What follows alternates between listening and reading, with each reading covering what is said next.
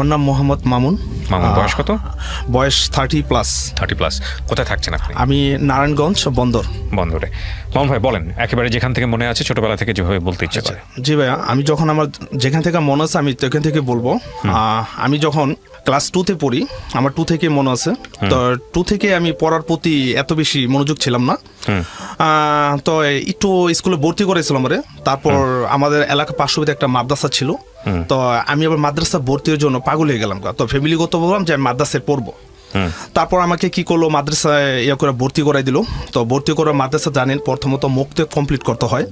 তো মুক্তব পড়তেছি। তো মুক্তব পড়ার পর আমাদের কায়দা কমপ্লিট করার পর আমলা পাড়া দিছে, কারণ কোন সুই পড়তে হলে আগে আমাকে আমলা পাড়া পড়তে হবে। তো আমলা পাড়া করার পর তো পড়তাছি। তো হুজুর, আমাদের মাদ্রাসা যে হুজুর আছে, বড় হুজুর আমরা যাকে বলি, উনি নটলি হুজুরই না, উনি প্রিন্সিপাল মাদ্রাসায়। তো উনি আমাদের কি করে দিছে, সবাইকে কোন ডিপার্ট কে পড়বে, কেউ হ্যাফজো করব, কেউ কিতাবখানায় পড়বো। তো যারা হ্যাফজো করবো তাদের কোরআন শরীফ দিবে। তো কোরআন শরীফ দেওয়ার আগে তাদের নাজেরা কমপ্লিট করাবে। তো আমি বলতেছি আমাকে আর হ্যাফজো দিয়েছে না, আমার ওই মক্তবি পড়াবে, মানে আমাকে কিতাবখানায় পড়াবে। তো সবারে কোরআন শরীফ দেওয়ার পরে আমি বলতেছি না না, আমি বাসায় বসে রাগ কইরা আমি বলছি আমার বন্ধু বান্ধবগণ সবাই দিতেছে কোরআন শরীফ, আমাকে কেন দিতেছে না, আমি মাদ্রাসায় পড়বো না, আমি কোরআন শরীফ পড়তে চাই, সবাই পড়বো। তাই এমন করার পর পড়তাম বাসায় পড়ছি। তো বাসায় আমাকে একটা লুপ কাজ করাইলো যে তুই প্রত্যেক দিন মাদ্রাসায় পড়বি, তোকে দৈনিক 5টা করে দিব। আচ্ছা ঠিক আছে, মাদ্রাসায় পড়বো। এটা আমার আব্বু এবং আমার ফ্যামিলি কথা ভাই ব্রাদার বলতেছে। জি, আপনার ভাই বোন কতজন ছিল? আমরা 5 ভাই 2 বোন। ভাইদের মধ্যে আমি 4th নম্বর। আচ্ছা, বাবা কি করতেন? বাবা ছোট করে একটা ব্যবসা করতো, তোলার ব্যবসা, কটন। আচ্ছা, তোলার ব্যবসা করতো। তো পাইদে তো আচ্ছা ঠিক আছে, আমি রূপ করে গেলাম। তো পড়তেছি হঠাৎ আমি 1-1.5 মাস পরে আবার আইসা পড়ছি। আমি না মাদ্রাসায় পড়বো না, আমি আবার স্কুলে পড়বো। আচ্ছা, তো যাক আমাকে স্কুলে ভর্তি করাই দিছে। তো আমি ক্লাস 3 থেকে ভর্তি হই। তো এই 3 ক্লাসটা আমার খুব কম বেশি মনে নাই। আমি 3 ক্লাসটা আমি জানি আমার 3-তে ভর্তি করে দিছে। যাক, এমন করার পরে আমি 3 কমপ্লিট করে ক্লাস 4-এ গিয়ে ভর্তি হলাম। কিন্তু হ্যাঁ, আমি আগে বলে রাখি ভাইয়া, আমি স্টুডেন্ট হিসেবে ভালো ছিলাম না, আমি একটু অ্যাবনর্মাল স্টুডেন্ট ছিলাম। তো আমার ক্লাস 4-এ ভর্তি হলাম। 4 থেকে মনে আছে কম বেশি পুরোটা। তো 4-এ আমাদের লাইফটা খুব কষ্টের দিন তার কাটছিল। আমার যদিও আমার বাবা ব্যবসা করতো, আমার বাবার ব্যবসা অনেকটা কি হয়ে গেছে, ড্যামেজ হয়ে গেছে গা। তো আমি যখন ক্লাস 4-এ পড়ি তখন মেবি আপনার ওই সময় 98। তো 1998 সালে আমি আমি ওই সময় ক্লাস 4-এ পড়ি। তো ওই সময় আমি পড়তেছি, আমাদের ফ্যামিলিগত খুবই ড্যামেজ। তো আমার ভাই ব্রাদার কাজ করতো, কম বেশি করতো, কিন্তু আমার ভাই ব্রাদার টাকা পয়সা তেমনটা দিত না ফ্যামিলিকে, কেউ দিব না। তো যাই হোক, আমার ফ্যামিলির মধ্যে আমি একই পড়াশোনা করতাম। তো আর আমার যে 2 বোন, এর মধ্যে যে বড় বোনটা আছে ওর বিয়ে হয়ে গেছে আমি ছোট থাকতেই। তা আমার যে সেকেন্ড বোনটা আছে, ওই আবার আমার ফ্যামিলিটি একটু হেল্প করতো। আচ্ছা, অনেকটা হেল্প করতো। তা কেমন করতো, কেউ কাজকর্ম করতো না। আমার বড় বোনটা ক্লাস 9 পর্যন্ত পড়ছে।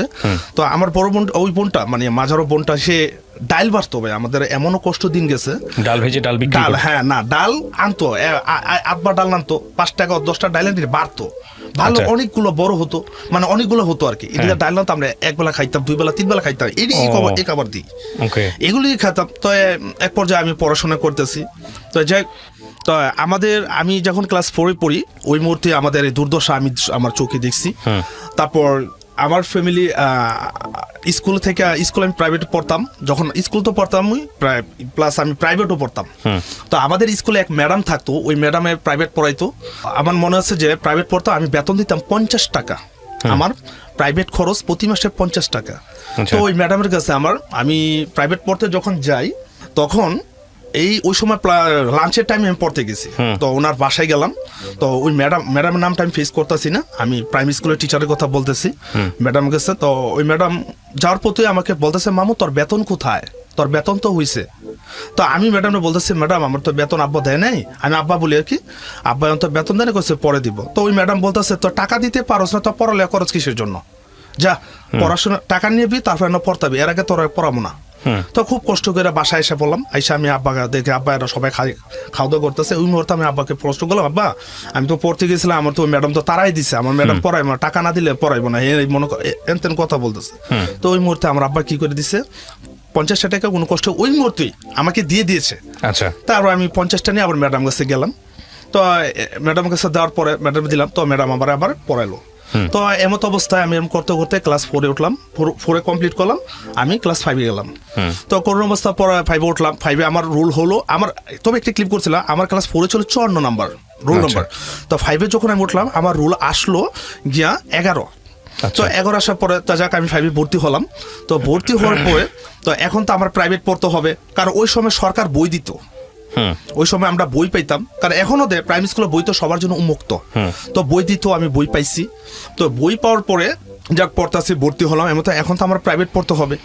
এখন আমার আব্বার এমন একটা অবস্থা হয়েছে যে আমার আব্বা প্রাইভেট খরচ চালানোর মতো কোনো স্কোপ নাই। কিন্তু আমার যে বড় ভাই আছে ওরা দিতে পারতাম, হেল্প করতে পারতো, কিন্তু ওরা দেয় না, কিছু যে একমাত্র ওদের ব্যাপার। তো দেনা তো অবস্থা আমি আব্বাকে বলতেছি, আব্বা এখন তো আমার প্রাইভেট পড়তে হবে, এখন তরং করতে হবে, আমি কি করবো? তো আব্বা বলতেছে না এখন কি করবো, আমার তো টাকা পয়সা নাই, আমি তোকে কিভাবে দেবো? তো যাক আমি ওই সময় মনোনয়ন করলাম যে আমি যত কষ্ট করতেছি, কষ্টের পরই সফলতা আসে। তো পড়তেছি কষ্ট করে, আমাকে দিচ্ছে না। তো এক পর্যায়ে আমার যে বড় ভাই, সবার বড় ভাই, তো হঠাৎ সে আমাকে একটা অঙ্ক গাইড বই কিনে দিছে। তো না তুই গাইড বই দা, পর প্রাইভেট পড়তে হবে না। আচ্ছা ঠিক আছে, তো আমি গাইড বই দিয়ে পড়ি, সমস্যা কি? আর ওই সময় আমি ভালো ড্রেস পরতে পারি না, আমি ওই সময় ভালো ড্রেস, আমি লুঙ্গি পরে ক্লাস করতে যেতাম, লুঙ্গি পরে সবাই তাকায় থাকতো, কিরে তুই লুঙ্গি পরে, আর জুতা তো ছিলই না আমার। আমি ক্লাস করতাম। তো করার পরে যাই যাক ক্লাস 4-5-এ পরীক্ষা কষ্ট করে দিলাম। আর ওই সময় আমাদের স্কুলে বিকৃত সিস্টেম ছিল, যাদের রুল 1 থেকে 10 পর্যন্ত, কিন্তু আমি এর মধ্যে 1 থেকে 10, কারণ আমার রুল তো 11 ছিল, আমি কিভাবে বৃত্তি দেবো? তো যাক এমন করার পরে এমত অবস্থা কষ্ট করে প্রাইভেট করতে পারলাম না, গাইড বইতে নিজে কন্টিনিউ করে গেলাম। 5টা কমপ্লিট করলাম, পরীক্ষা দিলাম, তখন আমার রুল আসছে 13, 11 থেকে আরো 2 বেড়ে গেছে গা। তো রুল 13 আসছে। তো যাক বাসায় বললাম, হ্যাঁ পাস করছি বাবা। তো পাস করার পরে এখন তো আমার হাই স্কুলে যেতে হবে। তো এবার ক্লাস 6-এর কথাটা বলি। ক্লাস 6-এ আমি আমাদের এলাকা পার্শ্ববর্তী এলাকার Narayanganj Dhakeshwari school and college, Dhakeshwari high school, এখন বর্তমানে ডাকেশ্বরী স্কুল অ্যান্ড কলেজ। এখন বর্তমানে আমি যখন ছিলাম ডাকেশ্বরী স্কুল ছিল। তো এখন ভর্তি হতে হবে। তো ভর্তি হতে হলে ওই সময় ভাই 2001 সালে আমি হাই স্কুলে গিয়ে ভর্তি হই। তারপর আমি যাওয়ার পর এখন তো আমার ভর্তি হতে হবে। তো আমার আব্বার অবস্থা খুবই করুণ অবস্থা। আব্বা আমাকে উৎসাহ দিত, বাবা কি করবো, আমি বুঝি আমার আব্বার অবস্থা, আবার তো এত প্রেশার ক্রিয়েট করতে পারি না। আব্বা আমি কিভাবে ভর্তি হবো? হ্যাঁ ঠিক আছে ভর্তি হো। তা দেখ অনেকে হাই স্কুলে ভর্তি কত। তো আমি স্কুলে গেলাম, যাওয়ার পরে টিচারটা জিজ্ঞেস করলাম ভর্তি কত? তোমার ভর্তি প্রায় 350 প্লাস, আমার মনে হচ্ছে 350 প্লাস, আর বেতন হচ্ছে 16 টাকা না 14 টাকা করে মেবি, এর মধ্যেই। 2001 সালের ঘটনা। তো এমন করে আমি আব্বাকে প্রশ্ন করলাম, আব্বা এই অবস্থা এত টাকা তো বাবা আমার দেওয়া সম্ভব না। আমি কইছি তো আমি লাইব্রেরির মধ্যে যোগাযোগ করছি যে অর্ধেক টাকাতে ভর্তি হলে পারবে। আচ্ছা ঠিক আছে অর্ধেকটা ভর্তি হ। তো ভর্তি হতে গেলাম, অর্ধেক টাকা গেলাম, অর্ধেক টাকা ভর্তি হলাম, মেবি এই টাকা যতটা হয়েছে প্রায় অর্ধেক টাকাতে ভর্তি হলাম, প্রায় 250 টাকার মতন দিয়া, বেতন মতন দিয়া। তো ভর্তি হওয়ার পরে তো এমনি ক্লাস কম করতাম। হ্যাঁ আমি এটা ভাই স্বীকার করি, বলছি আমি পরে একটু অমনোযোগী ছিলাম, তো ক্লাস কম করতাম। তো আচ্ছা ঠিক আছে এমন করতে আমার অনেক প্রাইভেট পড়তে হবে, স্কুলে ভর্তি হয়েছে, স্কুল থেকে ভাই বই দিছে, কিন্তু গাইড বই তো আমার নিজের কিনতে হবে। আর না ওই সময় হাই স্কুল থেকে বই দিত না। আচ্ছা ওই সময় আমার বই কিনতো, এখন এসে হাই স্কুল থেকে বই দেয় উন্মুক্ত সবার জন্য। তো বই কিনলাম, পুরান বই কিনলাম, এটা কিনলাম, এখন প্রাইভেট পড়তে হবো। তো আমাদের পার্শ্ববর্তী এলাকার পাশেই আমি এক জায়গায় প্রায় ভর্তি হলাম। তো উনি আমাকে অল্প টাকায় পড়াইতো ফ্রি। যাক আমি যত আমার সমস্যা, কারণ সমস্যাগতগুলো সমস্যা নাই, আমার সমস্যা আমি তাকে ফেস করছি টিচারকে। তো ফেস করলাম, ঠিক আছে ওয়েল ডান। তো পড়াইতো আমাকে। তো এমন করার অবস্থায় তো আমার ক্লাস 6-এর ফার্স্ট প্রথম সামরিক পরীক্ষা, আমার এই কথাটা আজীবন মনে থাকবে ভাইয়া, কারণ প্রথম সামরিক আমার লাইফের ফার্স্ট হাই স্কুল পরীক্ষা। তো ওই সময় তো আমার ওই যে বকেয়া বেতনগুলো আছে, বকেয়া ভর্তিছে, ওগুলি পরিশোধ করতে হবে। তো আব্বা বলতেছে, আব্বা আমি তো পরীক্ষা দেবো। তো আব্বা বলতেছে কত টাকা? এই সামথিং টাকাগুলো বললাম, আগে টাকা পাইতো। কয় বাবা আমার তো তোর টাকা নাই, আমি তোকে কিভাবে দেবো, আমি তো টাকা নাই। তো আমি পরীক্ষা না, পরীক্ষা কে দেবে, তা পরীক্ষা কিভাবে দিবে? তো এমন অবস্থা কি করলাম, তো আমি বাবা আমার পাশে তো আমার এলাকায় একজন মিস্ত্রি কাজ করতো, আমি তো পড়ালেখা সাইডে দিয়া আমি তো মিস্ত্রি কাজ করি। তো আমাদের এলাকায় আইসক্রিম বিক্রি করে, আমি আইসক্রিম বিক্রি করি। একটু ক্লিপ করছিলাম আমি, না আমি 6-এর আগে আর কি, আমি আইসক্রিম বিক্রি করতাম, আমাদের আত্মীয়, আমি আইসক্রিম বিক্রি করতাম। ইভেন মিস্ত্রি 5-6টা পাইতাম, খুব ভালো লাগতো। কিন্তু ফ্যামিলি কোথাও আর কত কষ্ট করুন, কিন্তু আমার পড়াটা ছিল, পড়া চালিয়ে যেতাম। হ্যাঁ আমি মা বাবাকে আই লাভ ইউ, আমার বাবা আমি সবসময় ভালোবাসি। আমি আদৌ পর্যন্ত আমার আম্মুর কাছ থেকে আমি একটা আইসক্রিমের টাকা পাইনি, এখনো পাইনি। তো যাক তো 6-এ আব্বা বলতেছে কি, টাকা তো বাবা পাওয়াই নাই, তো পরীক্ষা দিতে পারবি না, ওকে পরীক্ষা দাও। তারপরে আমি করতে করতে তো পরীক্ষা দিন অলরেডি কমপ্লিট। তারপরে আমি শুয়ে পড়লাম রাত্রের 1টা বাজে।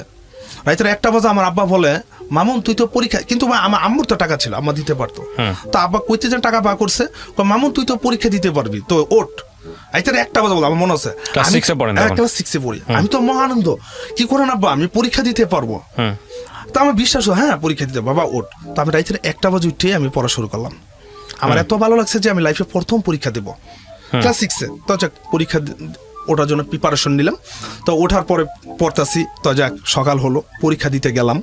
ওই পরীক্ষায় একই অবস্থা, জুতা মতো সব ছিঁড়া, কারণ এমন তো সামর্থ্য অ্যাবিলিটি নেই। তো যাক আমি প্রথম সামরিক পরীক্ষা দিলাম। তো পরীক্ষা দিতে গেলাম, একটা পরীক্ষা দিলাম, এমন করে আমি সবটি পরীক্ষা দিলাম কষ্ট করে। আমি হাই স্কুলও আমি পঞ্চ পড়ে গেছি। আর এটা ভাই জানেন হাই স্কুলে একটা ফর্মাল ড্রেস থাকে, আমাদের ড্রেসটা ছিল আকাশি কালার। তো এই ড্রেসটা আব্বা আমাকে কোনো মতে বানাই দিয়েছে আমার মনে আছে। তো ড্রেসটা খুব কম দামি একটা কাপড় ছিল, ছিঁড়া যেত, আমি সিলাই মিলে পিনতে যাইতাম। তো নিজেকে লজ্জাবোধ করতাম না, যাক এটা আমার ভাগ্য ছিল আমি করে যাই। হ্যাঁ, তারপর এমন করার পরে আমি হাই স্কুলের পরীক্ষা দিলাম। এমন করতে করতে আমি ক্লাস 6টা পাড়ি দিলাম। 6 পাড়ি পরে তো আবার 7 উঠলাম। তো 7 ওঠার পরে 7টা কোনো মতে পাশ করলাম ভাই। মানে আমি আগেও বলি ভালো স্টুডেন্ট ছিলাম না, কোনো মতে পাশ করলাম।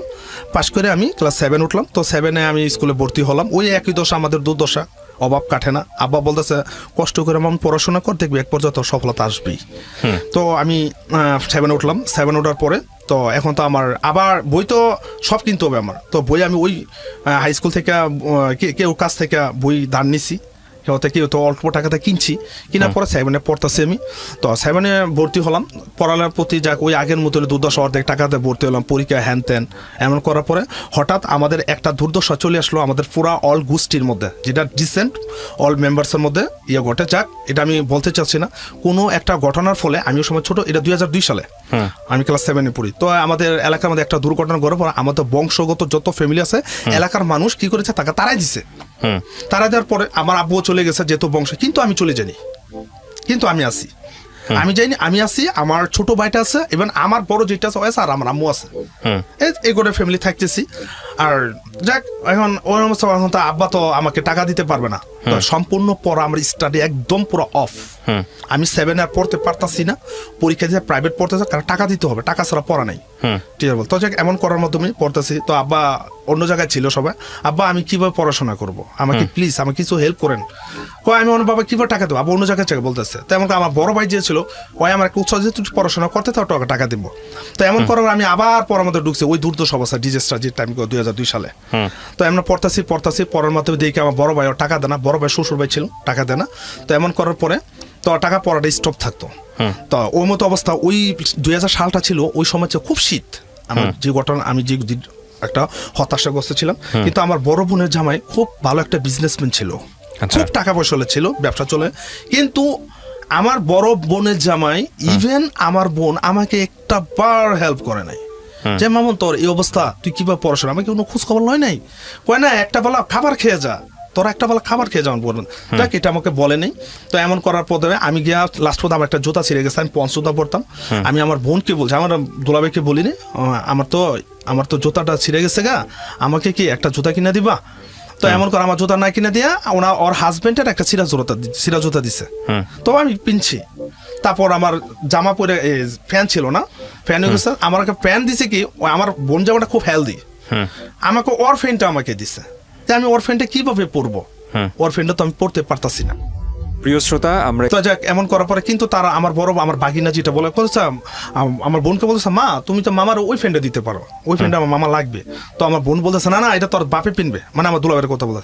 তাকে এমন কষ্ট করে আসলাম, আনার পরে তো ঈদের মধ্যে 2002 সালে ঈদ, আমার দুলাভাই আমার বোন জামাই বললো না যে মামুন আমার কথা বলে, আমার নট অনলি আমি না, আমার ছোট ভাই যা আছে, মামুন ঈদের সময় শ্যামাই খেয়ে যাইস, সিধা আইস। ওইসব ছোট ছিলাম ভাই, 2002 সালে ছোট ছিলাম, যে 50 টাকা ঈদ সালামি কেউ জানে। তো এমন করতে করতে যাক প্রায় ডিসেম্বর পর্যন্ত চলে আসলো। তো আমার বার্ষিক পরীক্ষা 7 অঙ্ক হলো, কোন একটা ওয়েতে আমাদের এই সমস্যাটা দূর হলো। তো সবাই আমার বংশধর, আমার আব্বা আবার বাড়িতে চলে আসলো। কিন্তু আসলে কি বাবার তো ওই ব্যবসাটা আগের মতো নাই। তো এমন করার পরে ওই যে আমি কি করি, ওই যে আমাদের গাছে বড়ি হতো, বড়ি বিক্রি করি, এটা করি, 5 টাকা যা আসতো এটা করতাম। আর আমার যে একটা টিচার ছিল, প্রাইভেট টিচার, উনি আমাকে সেক্রিফাইস করতে আমাকে 100 টাকার বিনিময়ে পড়াইছে। তো আমি টাকা দিতে পারতাম না, কয় মামুন উনি বলতো তুমি পড়াশোনা করো, সমস্যা নেই। তো যাক, এমন কষ্টের মধ্য দিয়ে আমি ক্লাস কি করলাম 7টা কমপ্লিট করলাম 2002 সালে। 2003 গিয়া আমি ক্লাস 8 গিয়ে ভর্তি হলাম। তো এইটে পড়তেছি, ওই একই দুর্দশা, আব্বার কোনো টাকা নাই, কিছু নাই। তো ওই কষ্ট করে পড়তেছে, আব্বার যতটুকু ততটুকুই। আর আমার সমস্যা আমি টিচারদের বলি, স্যার আমার এই সমস্যা। আর জুতা আমি গুণাটা ছিঁড়ে ছিঁড়ে পড়তাম, মানে জুতা, হ্যাঁ গুণাটা ছিঁড়ে দিত।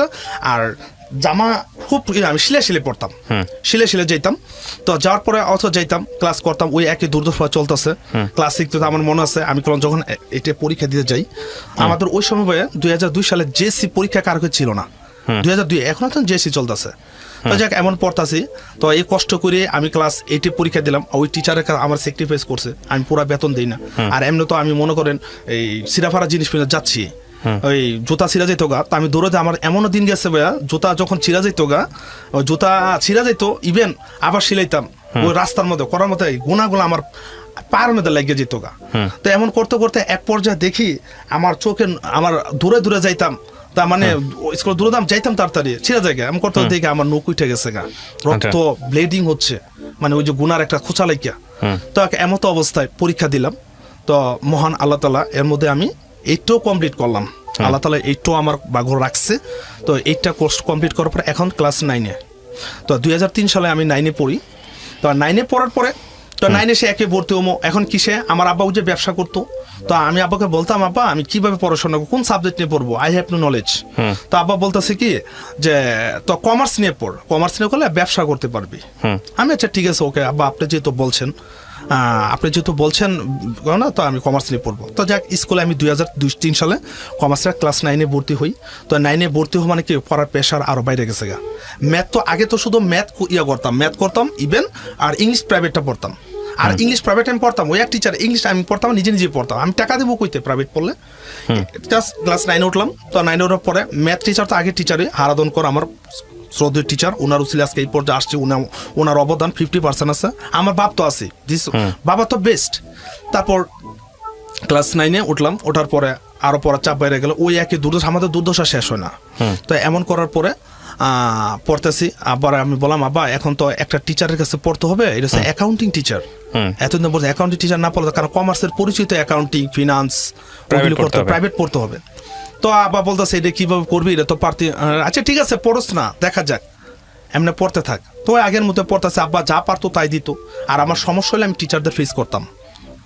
আর টিচারদের ফেস করতাম, টিচার আমার একটু স্যাক্রিফাইস করতো, অবশ্যই করতো, এটা আমি অস্বীকার করবো না। তো এমন করার পর ক্লাস 9-এ পড়তেছি, এটাও পড়তেছি। তো এমন করার পরে আমার আব্বা যথেষ্ট হেল্প করছে। তারপর হ্যাঁ ভাইয়া, আমাদের তো ফর্মাল ড্রেস ছিল, আমি আগেও বলছি। ক্লাস 9-এ আমি যখন পড়ি, তখন আমার একটা ড্রেস আকাশি কালার, আমার ফর্মাল ড্রেসটা নষ্ট হয়ে গেছে গা। এখন তো আমার ড্রেস দরকার। আব্বাকে বলতেছে, আব্বা আমাকে একটা ড্রেস কিনে দেন। আব্বা বলছে, বাবা এখন তো আমাদের টাকা নাই, আমি কিভাবে দেবো। আব্বা ঠিকই বলছে। তারপর আমার যে ছোট বোনটা আছে, ওর বিয়ে হয়ে গেছে 2001 সালে, আবার হয়েছিল।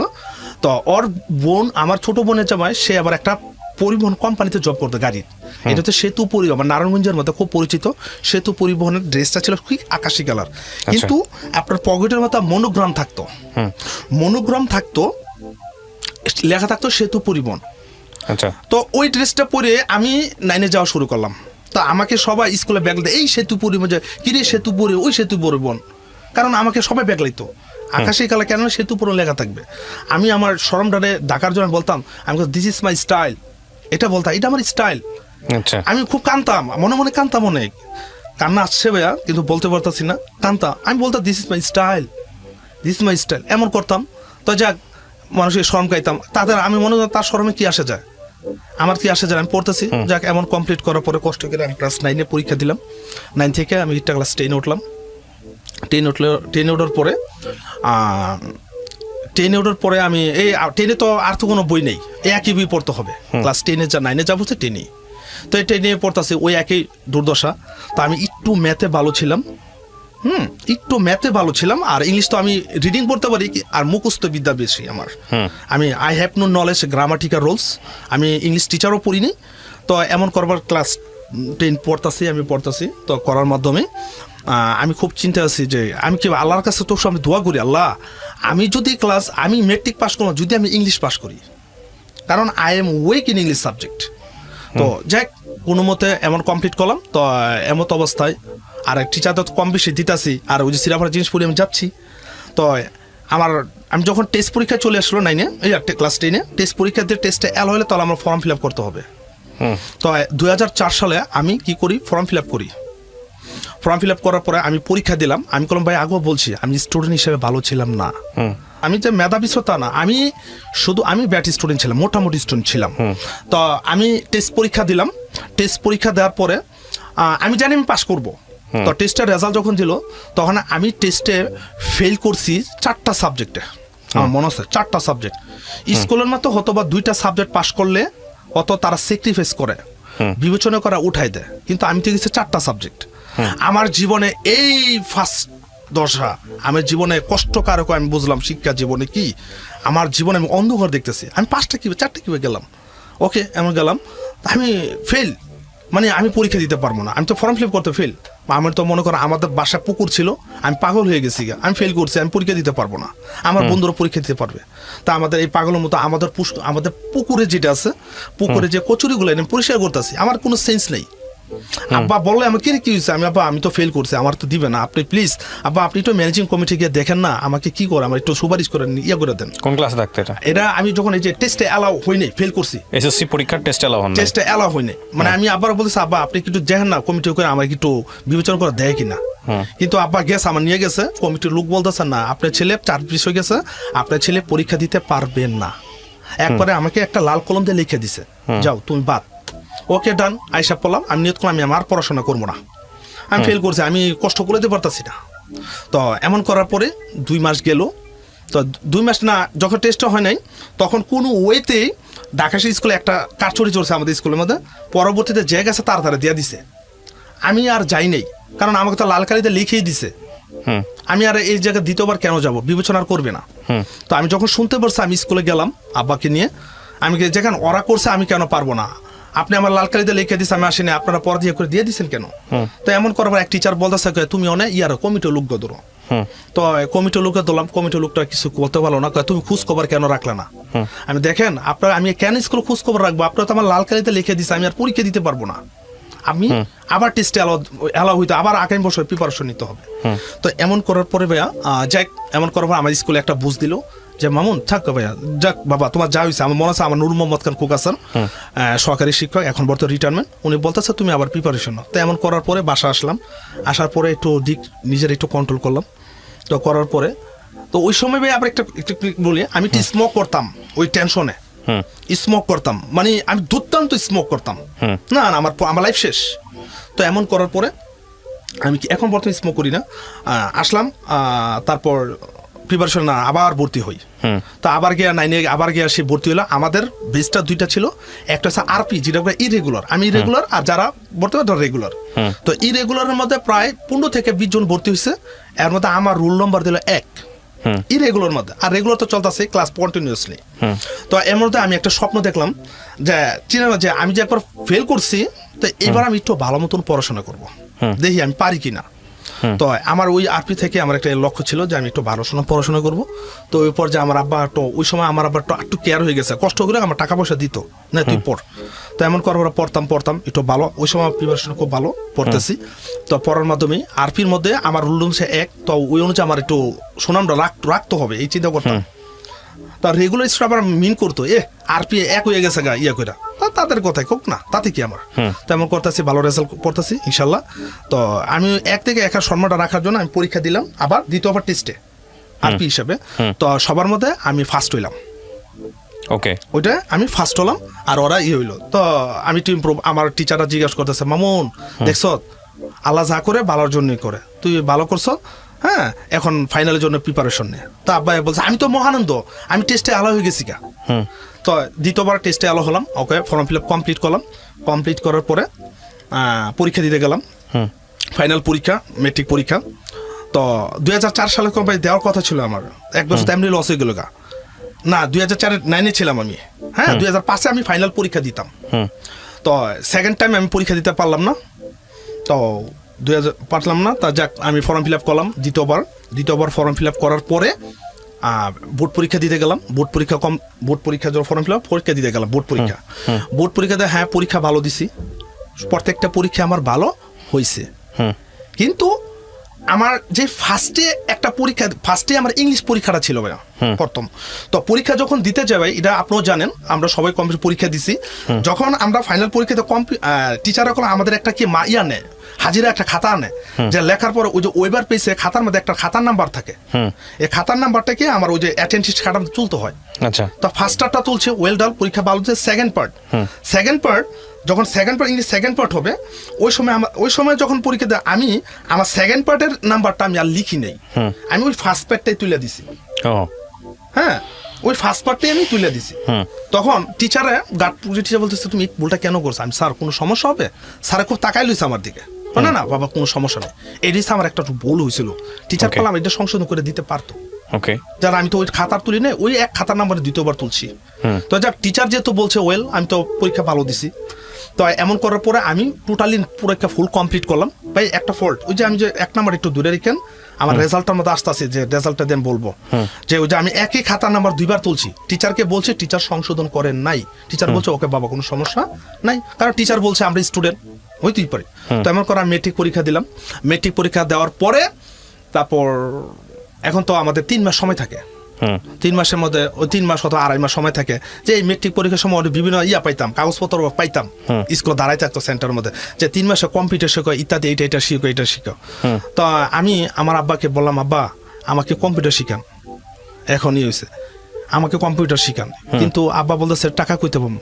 কিন্তু ওই মুহূর্তে আমার আব্বার অবস্থা একটু মোটামুটি ভালো ছিল, তো আব্বা আমাকে শিখায় নেই। হ্যাঁ, আব্বা আমাকে না করেছে, না কম্পিউটার শেখা মানে না করা নাই, মানে চুপ থাকতো। কিন্তু আমার ফ্যামিলির মধ্যে আমি আদর স্নেহ কম পাইছি এই শিক্ষা জীবনে। আমার লাইফটি কোনো শিক্ষা জীবন নিয়ে ভাই, আমি কোনো গল্প লাভ স্টোরি বলতেছে, আমার লাইফের লাভ স্টোরি নেই, মানে আমার লাইফটাই শুধু স্টুডেন্ট লাইফ নিয়ে। আমি যখন ফোন দিয়ে এখানে এটাই বলছিলাম। তারপর আসলাম, আব্বা না বললো তো কি করবো, ক্লাস 10 পরীক্ষা দিলাম, মেট্রিক পরীক্ষা দিলাম, তো কি ওই যে অবসর লেজার টাইম ঘুরতাছি, বড়ি পরীক্ষা দেবো, ওই ঘুরি করি। তো ওই সময় আমার একটু স্মোক চলে, ওই যে অভ্যাসটা আমার ঘুরে গেছে গা, স্মোকটা আমার খুব করার মতন চলতেছে। তো এমন করার মাধ্যমেই এসএসসি আমি ওয়েটের রেজাল্টের জন্য ওয়েট করতেছি, এটা তো ওয়েট করার পরে তো শুনলাম রেজাল্ট পাবলিশ হয়েছে। তো রেজাল্ট দেখতে গেলাম চিটাগাং রুট, ভাই অবশ্যই নাম শুনছেন আপনি, চিটাগাং রুট একটা বড় মার্কেট, 4 তলায় গেলাম। যার পরে আমি আমার দেখলাম, রেজাল্টটা কি দেখি যে আমি এক সাবজেক্ট ফেল, আবার ফেল করছি ভাই।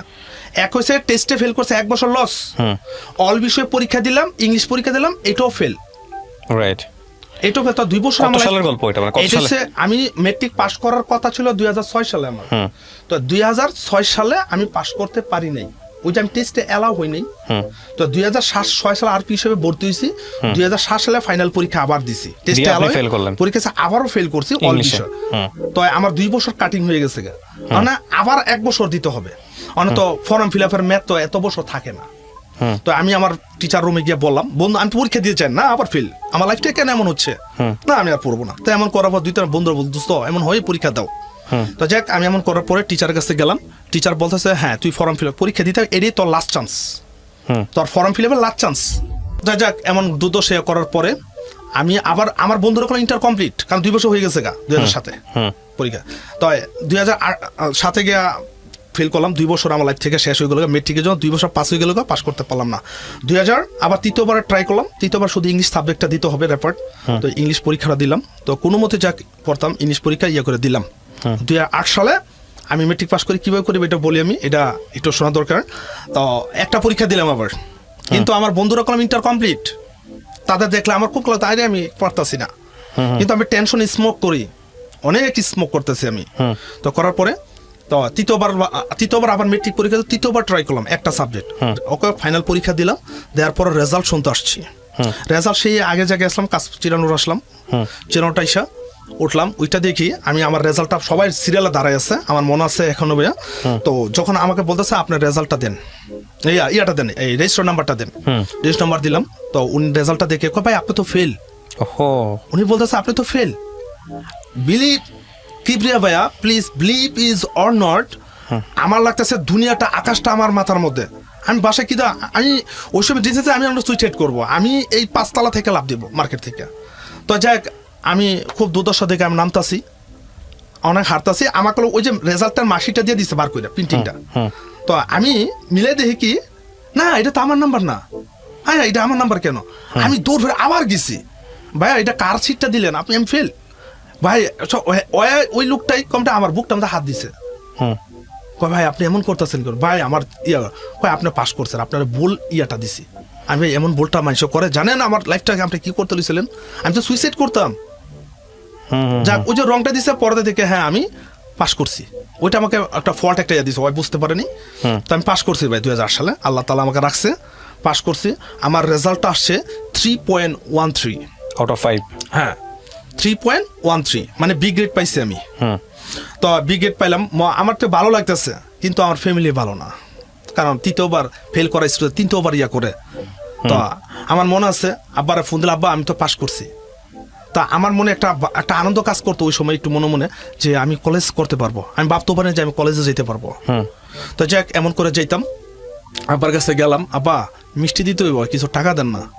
আব্বা কি আর মিষ্টি টাকা দেন তোরে, যা এই পাস করা কয় 3 বছর একে গেল, 3 বছর পরে মেট্রিক পাস করছ, হ্যাঁ ঠিক আছে এটা বলতেই পারে, হয়তো আব্বা একটু রাগান্বিত হয়ে বলতে পারে। তো মনে আছে আমি 50 টাকা নিয়েছিলাম আব্বার কাছ থেকে, 50 টাকা নিয়ে আমার বড় বোনের না আমি মিষ্টি নিয়ে গেলাম। নেওয়ার পর এই আমার মেট্রিক পাশের স্টোরি ভাই। 2008 সালে আমি এসএসসি কমপ্লিট করতাম, যে পাস করার কথা 2006 সালে পাস করলাম 8 গিয়া, কিন্তু আমি হাল ছাড়ি নেই। তো যাক এখন আমার কলেজ লাইফ, তো বিভিন্ন জায়গায় কলেজ ঘুরতাছি। আমাদের স্বনামধন্য কলেজ আপনারা নাম শুনে থাকবেন, নারায়ণগঞ্জ গভর্নমেন্ট তুলারাম কলেজ, সরকারি তুলারাম কলেজ। আমাদের নারায়ণগঞ্জ 3টা কলেজে বিখ্যাত, সরকারি তুলারাম কলেজ, সরকারি মহিলা কলেজ, আর একটা নারায়ণগঞ্জ কলেজ কালীবাজার বলে।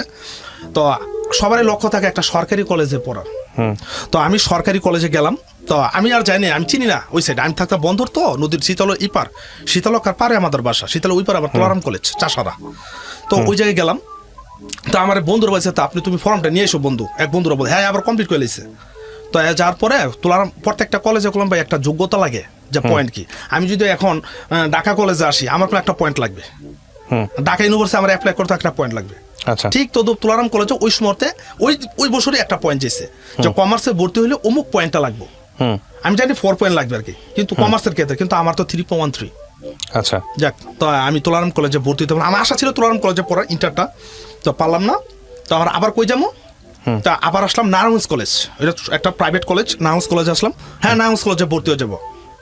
তো নারায়ণগঞ্জ কলেজ দেখার মধ্যে ভাই আমার তো মনে করেন খুব উৎসাহ হয়ে গেছে, নারায়ণগঞ্জ কলেজে পড়বো, হ্যাঁ আমার খুব আগে হয়ে গেছে। তো আমি আব্বাকে বলতেছি আব্বা আমি নারায়ণগঞ্জ কলেজে পড়বো, তো না এত টাকা দিয়ে আমার খরচ, বাবা তোর পক্ষে সম্ভব না, নারায়ণগঞ্জ কলেজ খরচ বেশি। তবে আমি যখন নারায়ণগঞ্জ কলেজ তুলারাম কলেজ ঘুরতেছি, তো তুলারাম কলেজ একটা যোগ্যতা লাগে, তো আমার তো তেমন যোগ্যতা 4.9, আমার তো 3.13।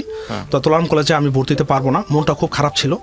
তারপর আমি একা ঘুরতে ঘুরতে নারায়ণগঞ্জ কলেজ আসলাম। নারায়ণগঞ্জ কলেজ দেখার মতো খুব সুন্দর কলেজ, নারায়ণগঞ্জ কলেজ এটা শুধু অনলি কলেজ, প্রাইভেট কলেজ। তো নারায়ণগঞ্জ কলেজ দেখার পরে আমার খুব ভালো লেগেছে, না আমি নারায়ণগঞ্জ কলেজে যাবো, তুলারাম পারলাম না, আমি যে কোনো হয়তো নারায়ণগঞ্জ কলেজে পড়বো। তো ফ্যামিলির কথা বাসায় আসলাম, আব্বা আমার নারায়ণগঞ্জ কলেজটা খুব ভালো লাগছে, এটা। তো বাবা বলতেছে কি নারায়ণগঞ্জ কলেজ খরচ অনেক বেশি, আমি কি করবো, আমি নারায়ণগঞ্জ কলেজ ছাড়া পড়বো না, পড়া বাদ দিয়ে দেন।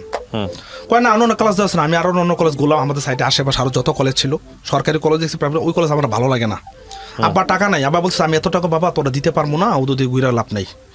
তো কি করবো, আমার এখন ফর্ম ফিল আপ, এখন কি করবো, তোলা নারায়ণগঞ্জ কলেজের ফর্ম তো আমি আমার টাকাতে আমি কিনে রাখছি, কিনে অ্যাপ্লাই করে থুয়ে দিচ্ছি, এখন আরেকটা কলেজের ফর্ম তুলতে হইব। আমি আমার আম্মুকে বললাম, আম্মা বলে আম্মুকে, আম্মা আমাকে কিছু একটা 100 টাকা দিলে, কয় না আমার তো তোরা টাকা কইতে দিব, আমার তো কোনো টাকা নেই, না তোরা টাকা দিতে পারবো না। তো আমি পড়াম, আমি বলতেছি আমরা বলতেছি যে আমার ছোটো বোন আর কি, আমি ওর না টাকা ছিল, ওরা 100 টাকা আমার দিলে আমি ওরা টাকা দিয়ে দেবো, একটা ফর্ম কিনে ও আদার্স কলেজ একটা ফর্ম কিনে আনছি, কিন্তু ওই ফর্মটার নামে কিন্তু আমার ভর্তি হইতে হইব নারায়ণগঞ্জ কলেজ, আমার মন গেলছে।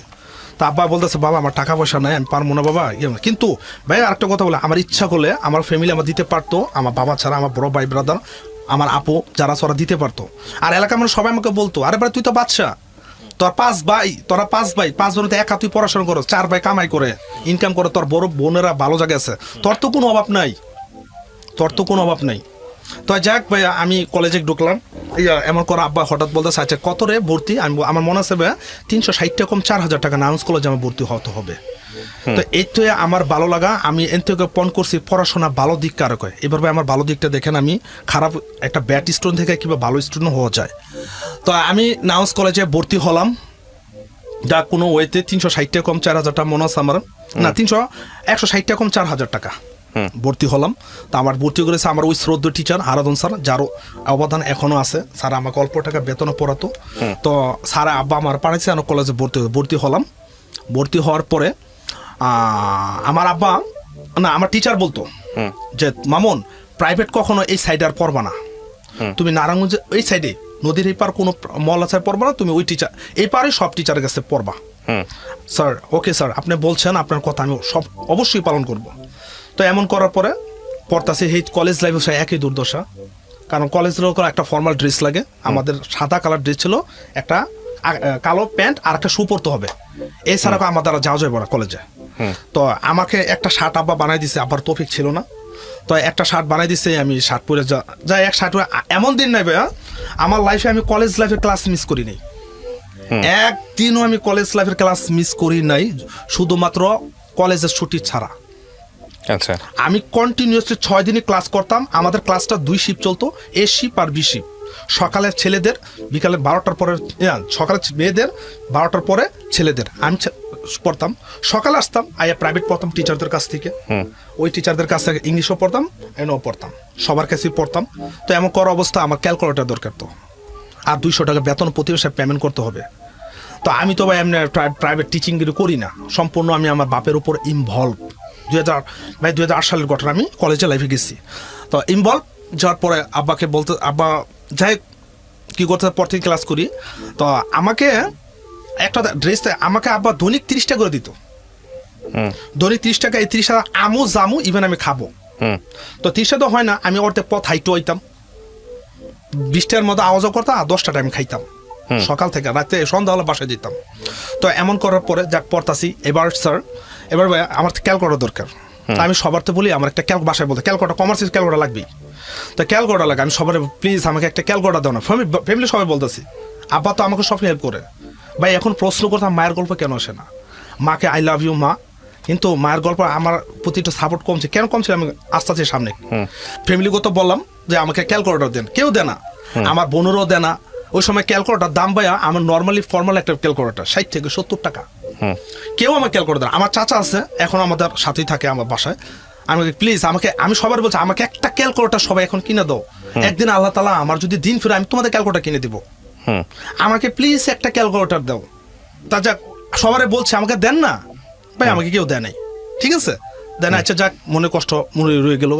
তো যার পরে এখন টিচারের কাছে ক্লাস করতেছি, আর একটা ড্রেসে আমি পুরা ফার্স্ট ইয়ার সেকেন্ড এক ড্রেসে নিছি আমি। ইন্টার তো 2টা class, first year and second year. তো ক্লাস করতেছি, পরদিন ক্লাস করে সকালে যাই, আর আমার চেয়ার অবস্থা খুব করুণ হয়ে যেত গা। তো এমন যাওয়ার পরে খাওয়া দাওয়া বানাম তো চলে না, পড়তেছি। তো এখন তো আমি যখন অ্যাকাউন্টিং টিচারের কাছে আমার প্রাইভেট পড়তে হবে ওই মুহূর্তে, ওই সময় আবার পড়তে হবে আপনার ইংলিশের টিচার পড়তে হবে। আর আমাদের কম্পিউটারের টিচার ছিল, কম্পিউটার একটা সাবজেক্ট ছিল, এখন বর্তমানে আইসিটি বলে ইন্টারনেট, আগে ছিল কম্পিউটার প্রথম তো 2য় পত্র 2008 সালে। আর আরেকটা সাচিক বিদ্যা একটা সাবজেক্ট ছিল, 4টা সাবজেক্ট পড়তে হবে প্রাইভেট। আমি 4টা পড়ি না, আমি পড়ি শুধু ইংলিশটা আর অ্যাকাউন্টিংটা। তো অ্যাকাউন্টিং আমার 500 দিতে হইব, ইংলিশ আমার 500 দিতে হবে। আমার টিচারের কথা মনে পড়ে, নাউন্স কলেজে, তার নাম বলে না ভাই, নাউন্স কলেজ সহকারী অধ্যাপক অ্যাকাউন্টিংটা মনিরুল ইসলাম, এখনো টিচার আছে, আমাকে এখন চিনে। তো ওনার ক্লাস আমি গেলাম বিকালে, কলেজ শেষ করে, স্যার আমি তো আপনার বিষয়ে পড়তে চাই, স্যার কত নিবে? 500 টাকা। স্যার আমি তো গরিব মানুষ, আমি তো 500 টাকার মতো অ্যাবিলিটি আমার নাই স্যার। তো টিচার একটা কথা বললো, শোনো একটা কথা বলি মামুন, বাবা মার পর অবস্থা হচ্ছে শিক্ষকের, বাবা মার অবস্থার পরে শিক্ষক তোমার সমস্যা বুঝবে। বাবা কোনো সমস্যা নাই, তুমি 300 টাকাই দিও, তুমি পড়তে থাকো। টিচার আমাকে 300 টাকা আমার 2 বেলা পড়াইতো, সকাল অপরে, তো তুই সকাল অপরে বিকাল অপরে 2টা বেচ ছিল। হ্যাঁ আমি খুব আই এম রিয়েলি প্রাউড। বললাম ওকে এটা পারফেক্ট হলো একটা ফিক্র। এখন ইংলিশ ওই নাঙ্গস স্কুল একটা টিচার রিজন আহমেদ স্যার, এখন বর্তমান নাই। তো রিজন স্যার আমাকে পড়ে, তো স্যার একই কথা বললাম, ওই 300 মানে 300 থেকে 600। তা আমার 1000 থেকে 400 একটু সেভ হয়ে গেছে গা, একটু আর আব্বা তো খুব অবস্থা 200 করে বেতন। তো এমত অবস্থায় পড়তাছি, ফার্স্টের পরে যাক বেশ পড়তেছি, এটা পড়তাছি। তো বেশ পড়ার পরে আমি একটা টিচিং পাই, মানে একটা ছাত্র পড়াবো। তো ছাত্র রয়েছে আমার বংশধর, আমার এক চাচার ছেলে, হ্যাঁ সে ক্লাস 3তে পড়ে। তা আমাকে সে খুঁজতেছে, আর বাবুল মামুন, হ্যাঁ তুই একটা ড্রেস আমার ছেলের একটা টিচার বা করে দিতে পারছিস নি? আমি বললাম আমি তুই পড়াই, তুই বলিস তুই পড়াস, তুই কি পড়াশোনা করস? তুই কেমনে পড়স? আমার ব্যাংক সবাই জানা ও অমুকের ছেলে পড়াশোনা করে। হ্যাঁ আমি পড়াশোনা করি। তো এমন করবো আমার ছেলেকে তুই পড়াবি। আমি ওয়েল আমার ভাই ঈদের দিন তো সমান, আমি ছাত্র পড়াবো। তো এমন করার পরে কত দিব? 300 টাকা। ওয়েল 300 টাকা দিল আমার সেফ। 300 টাকা দিলে আমি নিয়ত করে রাখছি 300 টাকাতে 200 টাকা আমি কলেজের বেতন দিব, 100 টাকা আমার চলো আমার বাবা একটু লাঘব হবে। তো যে 300 টাকা বেতন পড়েছে, আমার 6 ঘন্টা পড়াইতেছে তাকে। 6 ঘন্টা না পড়ালে আমি টিচিংটা হারাইতে হবে আমার। আমি 6 ঘন্টা পড়াইতাম। এমন করতে করতে 6 ঘন্টা ওদের বাসায় আমার আরেকটা টিচার হলো, মানে একটা টিউশন হলো। আর চাচাতো ভাই সে ক্লাস 5-এ পড়ে। কত দিব? 400 টাকা দিব। তো আমার হইতেছে 300 আর 400 700 টাকা। আমি তো ভাই মহানন্দ, আরে আমার এক মাসে খরচ হয়ে গেছে। 200 টাকা আমার বেতনটা দেব কলেজে, হ্যাঁ, আর 500 টাকা আমি নিজে চলবো। আর যে কলেজের যে আদার যে খরচ, আমার আব্বা আমাকে হেল্প করতেছি। তো যাক এমন করে পড়তাম পড়ার মধ্যে আমার ওই বংশধর বলতো, কিও মামু তুমি যে পড়াশোনা করো তোমার খরচ দেয় কেটা? তোমার বাবা কি পারে? তোমার বাবা তেমনি কিছু নাই।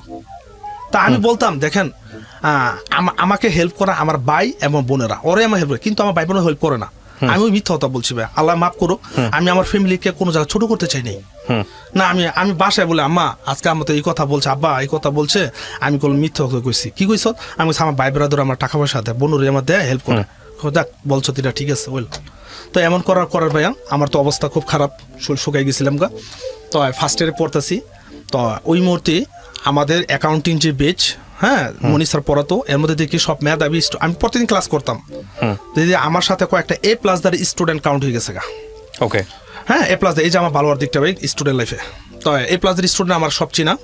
তো আমি প্রতিদিন ক্লাস করতাম। আমি লক্ষ্য রাখতাম যে আমি 3.13 পাইছি, আমি ইন্টারে GPA 5 চাই।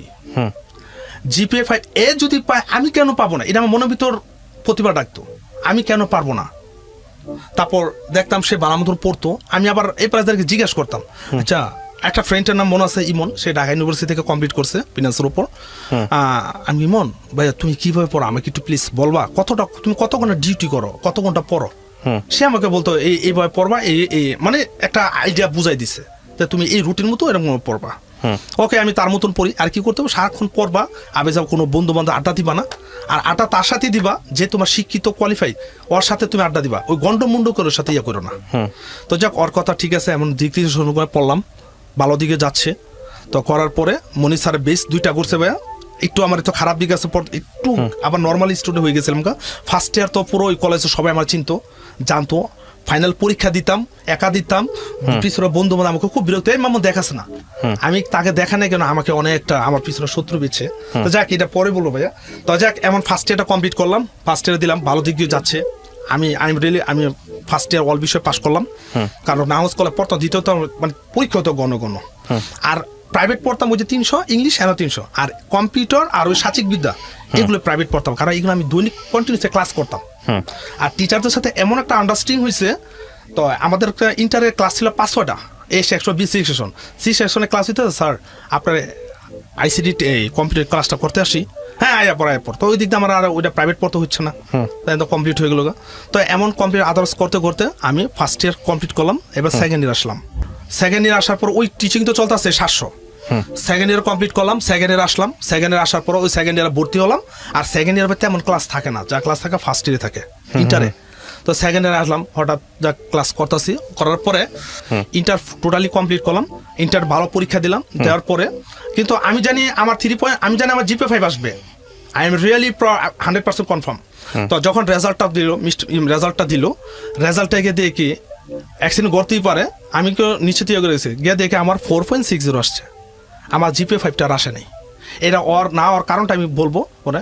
আমার 4.60 আসছে। আমি এত চিৎকার, মানে আমি অনেক চিৎকার করতেছি, হ্যাঁ কি হলো, আমি তো ফ্যামিলি, আমার বাসা পুরো মেলা আনন্দ। মানে 4.5 পাইছেন 5-এর মধ্যে? হ্যাঁ, GPA 5 থেকে আমি 4.5 পাইছি, মানে 60 আর কি, 4.60। তো এমন করার পরে যাক মনে কন্ট্রোল করার পরে এবার আমার কি করতে, ইউনিভার্সিটিতে ভর্তি হতে হবে। তো ওই সময় একটা কথা কি ভাইয়া, ঢাকা ইউনিভার্সিটি আমি বুঝি না। তো যখন পরীক্ষা, অনেকে তো পরীক্ষা দিয়েই তো কোচিং এ ভর্তি গেছে গা, UCC, প্যারাগন যাই ভর্তি গেছে গা, তা আমি তো জানি না। তো যখন রেজাল্ট পাবলিশ তখন বলতেছে, ভাই তুমি কি ঢাকা ইউনিভার্সিটি অ্যাপ্লাই করো? বন্ধু বলতেছে, ভাই আমি ঢাকা ইউনিভার্সিটি কি লাগে? কয় আগে কোচিং করতে হয়। তো কোচিং করার টাকা লাগবে কত?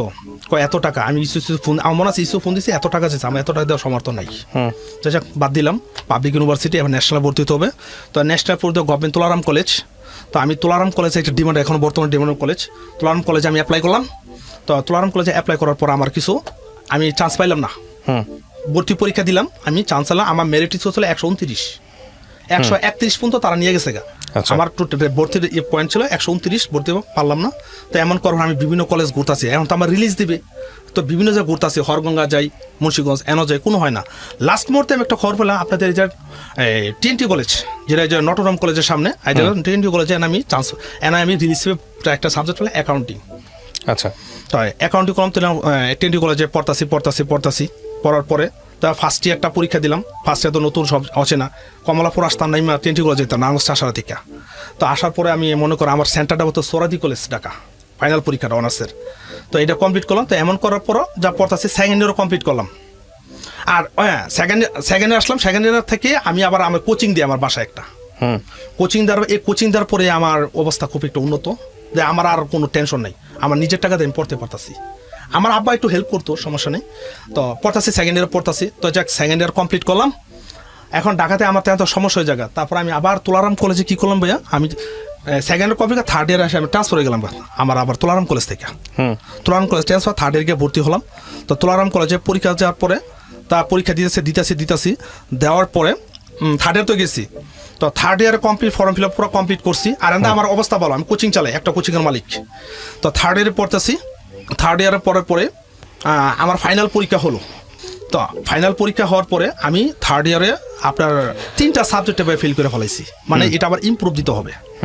ফাইনালে ফোর্থ ইয়ারে তো উঠবই, এটা advance accounting, cost accounting, financial management, এই 3টা সাবজেক্ট আমার ইমপ্রুভ, এটা মেন।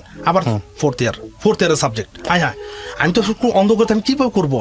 ওই আমার এটা কারণ হচ্ছে, ওই যে আমি বেশি স্টুডেন্ট পড়ে, তো এই ফোর্থ ইয়ারটা আমার আরেক 2টা কোচিং আমি একসাথে দিই। একটা গভর্নমেন্ট তুলারাম কলেজ সামনে, এখন বর্তমানে এটা আমি অনার, এখন আমি বর্তমানে হ্যান্ডেলিং করি, বাকি বাদ দিয়ে দিছি। তো যাক, এটা আমি পরে বলবো পুরো ঘটনা।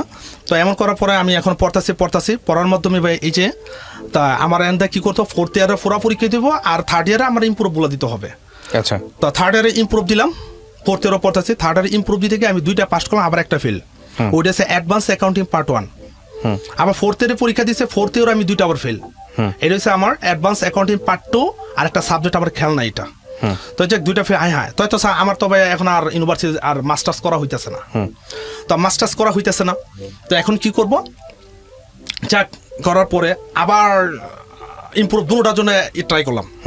থার্ড ইয়ারও অ্যাপ্লাই করছি ইমপ্রুভের, ওইটা অ্যাপ্লাই করি, 1 বছর লস। তো এমন করার পরে পরীক্ষা দিলাম, ফাইনাল ইয়ারও দিলাম, থার্ড ইয়ারও দিলাম। তো ফাইনাল ইয়ারের রেজাল্ট আগে দিয়েছে, ফাইনাল ইয়ারে পুরো পাস করলাম। থার্ড ইয়ারে একটা যে সাবজেক্ট, ওইটা আবার ফেল। আচ্ছা, তার মানে আমার 2 বছর লস হয়ে গেছে গা। ওকে, তাই আমার শিক্ষা জীবন লাস্টে 4টা বছর, মেট্রিকে 2টা বছর, অনার্সে 2টা বছর, 4টা বছর আমার লাইফটা পাস হয়ে গেছে, কিন্তু আমি হাল ছাড়ি নাই। ওই আরেকটা কথা, ওই পড়ার অবস্থায় আমার কিছু টাকা হয়েছে, আমি একটা জায়গা কিনে, আমার আব্বার অনুমতি নিয়ে। আচ্ছা, আব্বা আমার একটা জায়গা কিনে দিচ্ছে, বর্তমানে হিউজ অ্যামাউন্ট, এটা আমি বলবো পরে। তো একটা জায়গা কিনছি, তো এখন বর্তমানে আছে। যাকে এটা কমপ্লিট করার ভাই, আমি পুরো কমপ্লিট করলাম। হ্যাঁ, তো এর মধ্যে আমার ফ্যামিলি আমাকে কেউ বলে নাই, আমাকে এই যে রেজাল্ট হতেছে কেউ খোঁজ খবর নেয় না। যাক, এমন কমপ্লিট করার মাধ্যমে আমি আবার মাস্টার্সে ভর্তি হলাম, গভর্নমেন্ট তুলারাম কলেজে মাস্টার্সে অ্যাপ্লাই করলাম। ভাই ছোটো চলে আসছি কথাটা, বড় সংক্ষিপ্ত হবে। তো মাস্টার্সে তুলারাম কলেজে আমি অ্যাপ্লাই করলাম। তুলারাম কলেজে অ্যাপ্লাই করার পরে তো অমুক দিনে হঠাৎ একটা রেজাল্ট দিছে, যে মাস্টার্সে রেজাল্ট দিছে, আগতে অ্যাপ্লাই করতে হয়। তো তুলারাম কলেজে অ্যাপ্লাই করার পরে আমার কি হচ্ছে, আসতেছে না, হঠাৎ রেজাল্ট হচ্ছে যে ইউর নট কমপ্লিটেড, মানে ইউর নট অ্যাডজাস্ট, এমন রেজাল্ট আপনি not final year, masters final year, মানে এমন একটা মেসেজ। আমি তো পুরো মহা আনন্দ না, পরে দুঃখ ভোগ করতেছি, আরে আমি মাস্টার্সে চান্স পেলাম না, আবার আমি একজন টিচার, আমি কেন চান্স পেলাম না? তো এমন করার পরে ইত্যাদি করার পরে কয় এই রেজাল্টটা বলেছে আপনার আগামীকাল দেখেন। ওই সবার ন্যাশনাল ইউনিভার্সিটি সার্ভারটা অফ ছিল। তা আমার রেজাল্ট পরের দিন যখন রেজাল্টটা দিছে আমাকে, ওই রেজাল্টটা আমি পরের দিন পুরো ঠিক হয়ে যাওয়ার পর আমি মাস্টার্সে চান্স পাইছি অ্যাকাউন্টিংয়ে। আমি চান্স করলাম, অ্যাপ্লাই করলাম। আর তখন আমার কোচিং চলতেছে ভাই, আমার মাসে খুব 12 টাকা ইনকাম থাকতো। আমার লাইফটা ফিরছে ক্লাস অনার্স উইটা। তো ওই দুটোর আমাকে হেল্প করে নেই, কিন্তু আমি তাদের দোষারোপ করবো না। আল্লাহ তাআলা যাক, মাস্টার্স পরীক্ষা দিলাম। তো আর অনার্সে কোনো আমার ভাই থার্ড ক্লাস সেকেন্ড ক্লাস 2.51 ছিল অনার্সে। মাস্টার্সে পরীক্ষা দিলাম, মাস্টার্সে কোনো প্রাইভেট পড়তে পারিনি, তৌফিক ছিল প্রাইভেট পড়া নিজের টাকার মতো, কিন্তু সময় পেতাম না। তো টিচারের কাছে 10 জন 20 জন ছাত্র লাগবো, আমি তো একা। তো নিজে ট্রাই করতাম, মাস্টার্সে পরীক্ষা দিলাম। তো মাস্টার্সের পরীক্ষার মধ্যে যেদিন আমার ফাইনাল 7-8 দিন আগে আমাদের বাড়ির কারেন্ট আছে না, কারেন্ট বিলের অভাবে আপনার বিদ্যুৎ কেটে দিছে, প্রচন্ড গরম। ভাইয়া আমি কি করব, গরমে আমি পড়তে পারতেছি না, এটা করতেছি, আমি বাসায় তো হ্যান শুরু করতে, আমি কি বলবো মাস্টার্স ফাইনাল ইয়ার, আমি মাস্টার্স ফাইনাল ইয়ার, আমি কেন পড়তে পারতেছি না। ঠিক আছে ভাইয়া, তো এমন করার মাধ্যমে তারপর আমি মাস্টার্স কমপ্লিট করলাম। আর একটা কথা ক্লিপ আছে ভাই, আমি বাসায় করলাম 7 বছর যাবত খাওয়া দাওয়া করতে পারি না। কেন? আমার 3 নাম্বার যে বাইটা আছে, ওই বাইটা আমার বই ছিঁড়া ফেলাইছে, আমি কিছু ক্লিপ করে আছে, ওই বাইটা আমার বই মি সব ছিঁড়া ফেলাইছে। কেন ছিঁড়ছে? ওই যে আগে ভাই আমার রুমে টিভি ছিল, তো টিভি আমি যখন পড়তো টিভি চালাইতাম, এই টিভিটা চালা দরকার, আমি পড়তেছি, এমন করে কেন করলাম? ওই সময় বই ছিঁড়তো, আর ওই বইটা চাইতো, ওই বইটাই খালি একটু হিমসে গেল, আমার প্রতি একটু হিংসা করতো। আমি যখন খাইতে বুঝছি আমার বাবার সামনে, ওই বাবার সামনে কয় আপনার পোলারে আপনি পড়ান, খাওয়ান, ইয়া করেন, হ্যাঁ খাওয়ায়, আমরা ফ্রি খাওয়ান, কাজকর্ম করে না। আচ্ছা, আমি আবার বলছে ওই দিন থেকে খাওয়ার খোড়া দিতাম আমার সবসময়, তো ওই সময় আমি আর খাবো না। অনার্স 3rd ইয়ারে ওই ক্লিপ করে আসছিলাম, তারপর খাওয়া বাদ দিলাম, আর নিচে ক্লিপ করলাম, আমি ফ্যামিলি আমার ভাই ব্রাদার সবাই দেখাই দেবো যে কারোর প্রতি কখনো হিংসা করতে নাই, কারোর কিছু করতে নাই। হ্যাঁ, এমতো অবস্থায় আমি অনার্স কমপ্লিট করলাম, ওদের দেখাই দিলাম, এরা ভাবছি কি আমি আর পড়াশোনা হবে না, ওই যে প্রাইভেট করা আমার কোনো সমস্যা ছিল না। তো আমি মাস্টার্সটা কমপ্লিট করলাম, আমি এখনো খাই না ভাইয়া, এখনো খাইতে পারি না, মন চায়, কিন্তু আমার ভাই ব্রাদার ইয়া করে, ওরা একটা জিনিসে চায়, কেন দেয় না ভাই? এখন তো অভিজ্ঞতা সবকিছু দেওয়ার, এখন আল্লাহ তাআলা এখন আসলে অ্যাকচুয়ালি আমার পেশা কিছুই না। আমি এই যে কিছুদিন আগে ভাই BCS 41 পরীক্ষা দিছি, এটা জানেন, আপনারা জানেন, এই যে 19 তারিখে BCS পরীক্ষা, আল্লাহ তাআলা BCS পরীক্ষা রাখছে, আর বিভিন্ন সরকারি জায়গায় পরীক্ষা দিচ্ছি। হ্যাঁ, আর এখন বর্তমানে শুধু আমি একটা কোচিং ধরে আসছি, এটা হচ্ছে আমার তোলারাম কলেজের পিছনে গভর্নমেন্ট, আমি একটা কোচিং এর মালিক, অ্যাকাউন্টিং প্লেস আমার কোচিং এর নাম। তো এটা নিয়ে আমি চলতেছি। তো BCS পরীক্ষা দিয়েছি, আল্লাহ তাআলা BCS ইনশাল্লাহ, আই হোপ দ্যাট আমি পিলিতে পাস করবো ইনশাল্লাহ। তো আমার কাটিং মার্ক 105 থাকবে, দিয়ে দিবে, এটা আমি যতটা জানি। তো ভাই এই আমার জীবনের গল্পটাকে, মানে আমি এখন সবকিছুই সেরা, এখন আর কি না, আমার আল্লাহ তাআলা সফলতা দিচ্ছে, সবকিছুই সেরা। মামুন, প্রথম কথা হচ্ছে যে এই গল্পটাকে আমি জানি না এটা কিভাবে বলবো, তবে এটা একটা যেই সার্কামস্ট্যান্সেসে একটা মানুষ থাকুক না কেন, মানুষ চাইলে লেখাপড়া করতে পারে, লেখাপড়া করাটা আসলে প্রয়োজন, সেই অর্থে আপনারা বলতে পারেন এটা একটা গল্প।